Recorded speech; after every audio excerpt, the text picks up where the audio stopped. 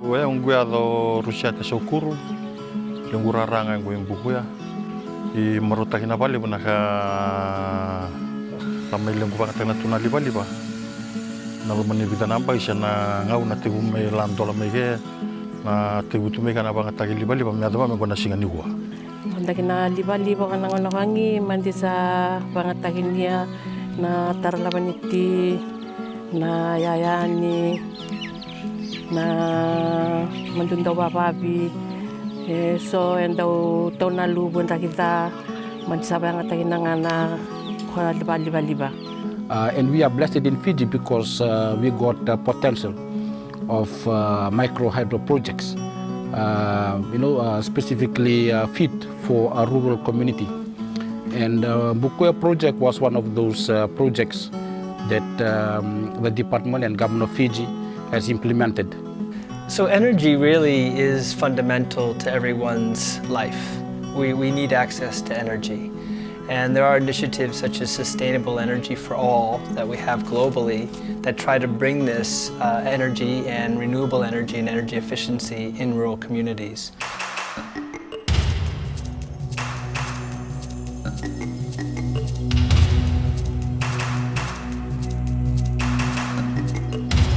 Deep in the interior of the main island of Vitilevu in Fiji lies the village of Bukuya.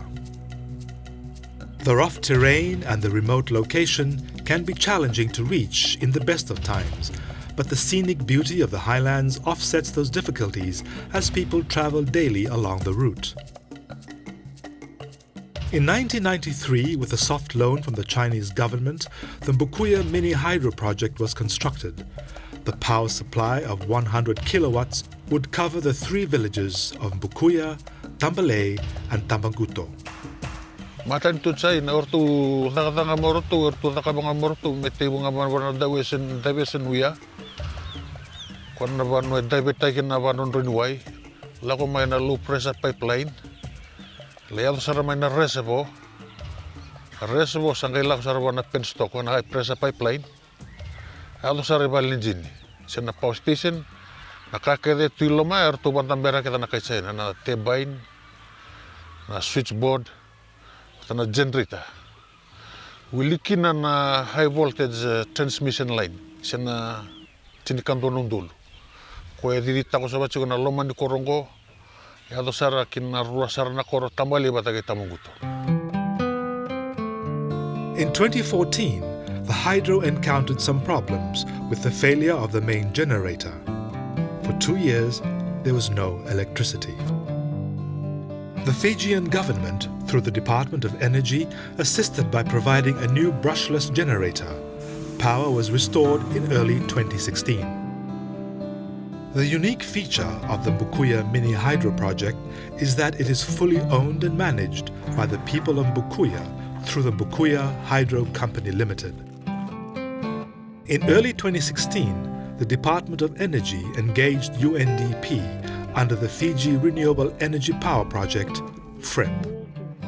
One of the objectives of this partnership was to formulate the strategy for the sustainability of the Bukuya mini hydro project. In the projects that we've done with UNDP here in the past in Fiji, we've been working here since about 2000 on projects here, 3 projects in particular, in trying to help support that in bringing energy to rural communities. The Bukuya Hydro project was co-funded by the Chinese government and the Fijian government way back in the 1970s. I think it was in 1997 that we had commissioned that project. It was part of the rural electrification program, where we had carried out renewable energy resource assessment on the different types of renewable energy resources that we have. And one of them is hydro project. So UNDP became involved in the Bukuya micro hydro project as part of the Fiji Renewable Energy Power Project that was funded by the Global Environment Facility and implemented by UNDP together with the Department of Energy. At the time when it was developed in 2010, we were looking for demonstration activities to test out some of the policies and some of the practices that worked in other developing countries and bringing it closer to home, and specifically looking at activities that would benefit the rural communities. The establishment of the Bukuya Hydro Company Limited is a good example of a public-purpose partnership PPP model. The PPP is an arrangement between a community entity, such as a cooperative company or similar, and a private company. And it was the first to be set up here in Fiji as well as the Pacific, mainly to take charge in the management and operations of the Bukuya microhydro project. The Bukuya Hydro Project falls under the Fijian government's rural electrification program, and through this, the Department of Energy works closely with the Bukuya Hydro Company, which is responsible for the overall operation of the project, consulting with the Department of Energy for maintenance or technical problems that may arise. Multiple community stakeholder consultations are important in order to drive and move the project forward. These partnerships are crucial for sustainability. And it really is about the stakeholders and engaging the stakeholders. And I understand from your visit out to Bukuya that you're able to discuss with them directly. And I think the words that you hear from them will show that they have the buy-in, they have the ownership, they want to make it work because it makes good sense for their lives. And ultimately, that's how a project is sustainable. So through the development of the project, there's the first phase when you're designing it, you're talking with government stakeholders at that time, conceptualizing what's going to happen. That's an important stage because you need not just the community buy-in, but you also need the institutional buy-in at the national level as well. So I think this project and other projects like it become sustainable only when you have that real partnership and buy-in from a variety of partners. Educating the community on the usage and payment had its own set of challenges, and with time, the villagers began to understand that while it is great to have electricity, there is a price to pay. Villages were not warned that their credit will expire in maybe half the time, and that was one of the issues. They could not differentiate the coloring or the light at the spark meter to give warning to them that in the next few hours, please go and buy a new credit. Otherwise, your light will go out in. Spark meters were installed for the 275 households. The meter manages the use of electricity for each household. Kena ndau sangai chugo na me kumuni na sauni liba na kena sabanga tai chugo na spark meter. Kena bale ni unanga sana ucinga kira no milabo sana mboko ngana numu liba. Kwa san dua sarana pa de gule usa sula chugo beroto na komiti na buguni kumuni labo me baleta na ndender tundu sotaba chigo na buguni kumuni labo mabirando banga tagiliba. Na ngauna dola meke na kurna venda kurna la misa saumi o kurna la ngamai na kaunta risola meke na sende o yongi game na kutabi mengu game check takina labo na la account na laptop sangeme sangara la sende wala la risiti soli la risiti buang sangeme entakina na ama na sende hotuma na lebuni amanila sangeme entakina wana la page ni sasaumio wana venda la mai sasau. The main critical component for sustainability of a project is for the community to take ownership of the project. They need to buy into the terms and conditions because without their contribution, we will not be able to sustain the project. And together with that, because the project is a community-based, there are a lot of issues that normally comes up once a project is in operation. For example, the land issues. We've faced a lot of social issues from the communities, especially when the project is already in operation. They come up with a lot of issues. Even some of them, or the landowners where the project is located, Some of them don't want to pay the electricity bill that they have agreed to pay either on a monthly basis or on a weekly basis. So that's why it's important for them to be part, and you need to engage them in all the different facets of the project. One of the elements of working together is identifying the needs of the community. Since the establishment of this rural electrification, it has really improved education, especially. Students from around here, the two officers from the Ministry of Education are commenting that we are lucky to have 24 hours electricity. So we are able to use computers, we are able to use mobile phones, ease of access. We can send emails around Vitilevu, around Fiji and around the world. Yeah? We can also watch television, update ourselves with the current news and current affairs. I've seen a lot of difference when there's electricity in the facility. So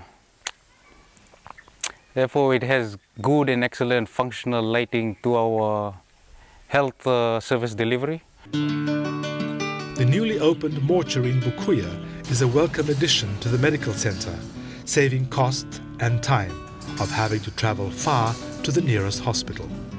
Average body will go there about once a month. It has helped a lot of people in the surrounding areas, the communities, the settlements. Sometimes it's difficult for them to go to, town areas, and then there's a lot of expenses. They have lack of financial support. So this is like the center of an area where they can just come and liaise with the medical officer and the nurse, so that the body can be placed in the mortuary.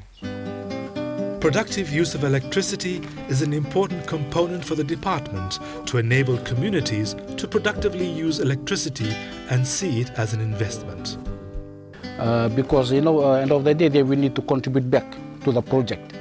So that's why we need to come in and provide some sort of training to ensure that the community invest in small businesses where they can generate income, and that income will also contribute to the cash flow to sustain the project. The Bukuya microhydro project was identified by the Department of Energy, and this is where we helped set up a governance system to make them operate like a mini power utility.